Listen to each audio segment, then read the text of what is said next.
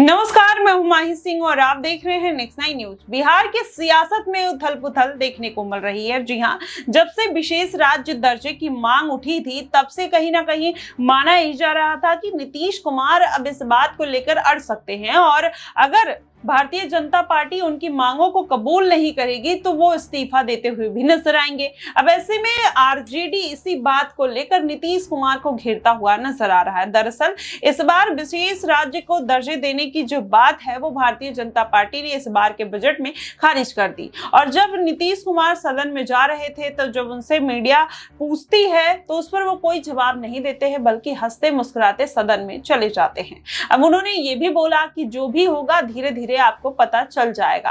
तो कहीं ना कहीं इससे बात ये समझ में आती है कि अब जो भारतीय जनता पार्टी है वो नीतीश कुमार को इतना ज्यादा तवज्जो नहीं दे रही है और यही कारण है कि आरजेडी इसका पूरा फायदा उठाना चाहता है। नीतीश कुमार को इस बात को लेकर भड़काने की भी कोशिश कर रहा है। वहीं लालू प्रसाद यादव ये बात कहते हुए नजर आते हैं कि अगर विशेष राज्य का दर्जा नहीं दिया गया, इतने सालों से बिहार की जनता को ठगा जा रहा है, तो अगर अब ऐसा दर्जा नहीं मिलता है तो जाहिर तौर पर नीतीश कुमार को अपने पद से इस्तीफा दे देना चाहिए। इस तरीके की बात तो लालू प्रसाद यादव कहते हुए नजर आते हैं। लेकिन वहीं नीतीश कुमार की अगर बात किया जाए तो उनके ऊपर तमाम सवाल खड़े होते हुए नजर आए थे। जब एक दिन में पुलों का गिरना, कहीं ना कहीं तेजस्वी यादव उनके ऊपर अटैक करते हुए नजर आते हैं, बार बार उनके ऊपर तंज कसते हैं। ऐसे में पहले अगर देखा जाए तो जब से ये बात नीतीश कुमार ने खुलकर भरे मंच पे कह दी थी कि अब वो कहीं नहीं जाएंगे, तब से शायद ये बात आरजेडी को हजम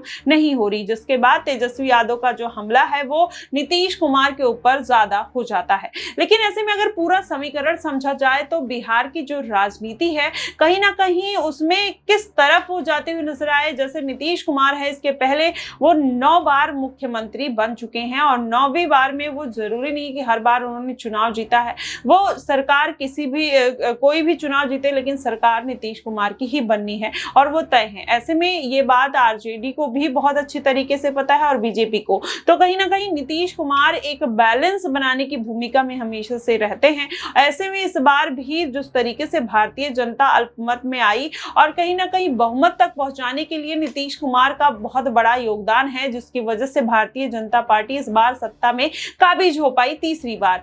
तो कहीं ना कहीं नीतीश कुमार भी अपना दबदबा चाहते हैं बीजेपी पार्टी में। जब कैबिनेट विस्तार हो रहा था तो कहीं ना कहीं यही बात निकल कर आ रही थी कि नीतीश कुमार रेल मंत्रालय चाहते हैं, लेकिन भारतीय जनता पार्टी ने उनकी मांगों को दरकिनार कर दिया। अब ऐसे में विशेष राज्य की दर्जा चिराग पासवान और नीतीश कुमार दोनों उठाते हुए नजर आए और जिस तरीके से चिराग और नीतीश में एक बार खटपट देखने को मिली थी 2020 के चुनाव में और कहीं ना कहीं वो अब पूरी समाप्त होते हुए दिखाई दे रही है। दोनों एक ही मुद्दे पर बात करते हुए नजर आ रहे हैं, आरक्षण का मुद्दा उठाते हैं और विशेष राज्य का दर्जा उठाते हुए नजर आते हैं। तो ऐसे में दोनों की जोड़ी बनना और जीतन राम मांझी का पार्टी से इस तरीके से बयान आना और उनके साथ एक बगावती सुर अपनाना कहीं ना कहीं इस बात के संकेत दिखाई देते हैं कि अब मांझी कहीं ना कहीं नीतीश कुमार की जगह लेने के लिए पूरी तरीके से तैयार है। वहीं चिराग पासवान भी चाहते हैं कि अगर नीतीश कुमार नहीं तो आने वाले दिनों में सीएम पद की रेस में चिराग पासवान